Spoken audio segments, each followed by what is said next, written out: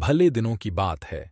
भली सी एक शक्ल थी, ना ये कि हुस्न ताम हो, ना देखने में आम सी, ना ये कि वो चले तो कहकिशां सी रह गुजर लगे, मगर वो साथ हो तो फिर भला भला सफ़र लगे। कोई भी रत हो, उसकी बब उफ़ज़ा का रंग रूप थी, वह गर्मियों की छाँव थी, वह सर्दियों की धूप थी। न इतनी खुश लबासियाँ ऐ का सादगी गला कर, न ऐसी खुश लिबासियाँ बलू के सादगी गला करे, न इतनी बेतकल्फ़ी कि आईना हया करे, न आशिकी जुनून की नई का जिंदगी अजाब हो, न इस कदर कठोरपन कि दोस्ती खराब हो। सो एक रोज़ क्या हुआ, ऊफ़ा पे बहस छुड़ गई। मैं इश्क को अम्र कहूँ, वह मेरी जद से चढ़ गई। मैं इश्क का असीर था, वह इश्क को कफ़स कहे। सो अपना अपना रिश्ता है, सो अपना अपना रुस्ता हंसी खुशी बदल दिया।